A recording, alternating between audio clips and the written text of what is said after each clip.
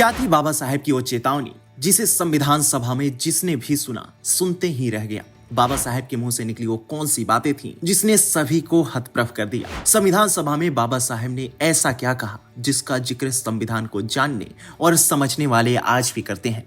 नमस्कार, आज की वीडियो में मैं आपको बाबा साहेब के उन चेतावनियों के बारे में बताऊंगा जिसे आज भी याद किया जाता है। उससे पहले यदि आपने अभी तक हमारे चैनल को सब्सक्राइब नहीं किया है तो इसे सब्सक्राइब करें और वीडियो को लाइक करें। दरअसल बाबा साहेब ने ये चेतावनियां 25 नवंबर 1949 को दी थी और इसके ठीक अगले दिन यानी 26 नवंबर 1949 को भारतीय संविधान के मसौदे को स्वीकृति मिली थी। न्यूज 18 की एक रिपोर्ट के मुताबिक संविधान के प्रारूप को अंतिम स्वरूप दिया जा चुका था। संविधान पारित होने से एक दिन पहले संविधान निर्माण समिति के सदस्यों के आखिरी भाषण हो रहे थे। इसी क्रम में बाबा साहेब ने भी संविधान को लेकर अपनी बातें रखी थी और इसी दौरान उन्होंने कुछ चेतावनियां भी दी थी जिसे पूरा संविधान सभा सुनते ही रह गया था। चलिए आपको बाबा साहेब की बातें उन्हीं के शब्दों में बताते हैं। बाबा साहेब ने कहा, मेरे हिसाब से पहली बात तो यह है कि हमें अपने सामाजिक और आर्थिक उद्देश्यों को प्राप्त करने के संवैधानिक तरीकों को दृढ़ता से पकड़े रहना चाहिए। इसका मतलब है कि हमें आंदोलन में हिंसा को त्यागना होगा। इसका मतलब है कि हमें सविनय अवज्ञा, असहयोग, सत्याग्रह आंदोलन जैसे तरीकों को छोड़ना होगा।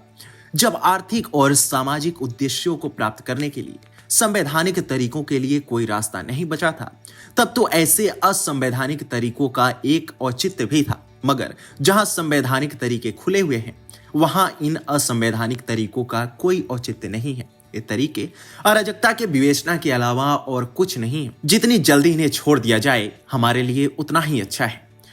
उनकी दूसरी चेतावनी थी कि आयरिश नेता डेनियल ओ'कोनेल ने एक बार कहा था, कोई भी पुरुष अपने सम्मान की कीमत पर किसी का आभारी नहीं हो सकता। कोई महिला अपनी शुचिता या अस्मिता की कीमत पर किसी की आभारी नहीं हो सकती।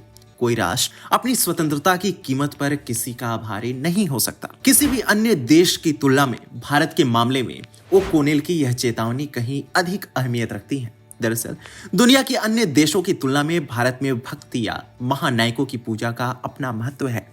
राजनीति में भी यहाँ इसकी अतुलनीय भूमिका है। लेकिन याद रखिए, धर्म में भक्ति आत्मा की मुक्ति का मार्ग हो सकती है, लेकिन राजनीति में भक्ति या नायक पूजा पतन और अंततः तानाशाही की ओर ले जाने वाला सुनिश्चित मार्ग हो सकता है। बाबा साहेब की तीसरी चेतावनी भारतीय लोकतंत्र को लेकर थी। उन्होंने कहा था कि राजनीतिक लोकतंत्र तब तक नहीं टिक सकता जब तक कि इसके आधार पर सामाजिक लोकतंत्र स्थापित न हो। और सामाजिक लोकतंत्र का क्या अर्थ है? इसका अर्थ एक ऐसा तरीका है जो स्वतंत्रता, समानता और बंधुत्व को जीवन के आदर्शों के रूप में पहचानता हो। स्वतंत्रता को समानता से अलग नहीं किया जा सकता, समानता को स्वतंत्रता से अलग नहीं किया जा सकता। इसी तरह स्वतंत्रता और समानता को बंधुत्व से भी अलग नहीं किया जा सकता। समानता के बिना स्वतंत्रता बहुत से लोगों पर कुछ चंद लोगों की श्रेष्ठता स्थापित करेगी। ऐसे ही स्वतंत्रता के बिना समानता व्यक्तिगत पहल के आग्रह को खत्म कर देगी। इसी तरह बंधुत्व के बिना स्वतंत्रता और समानता का स्वाभाविक क्रम नहीं बैठेगा।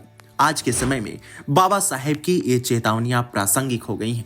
आपको हमारी यह वीडियो कैसी लगी हमें कमेंट सेक्शन में जरूर बताएं।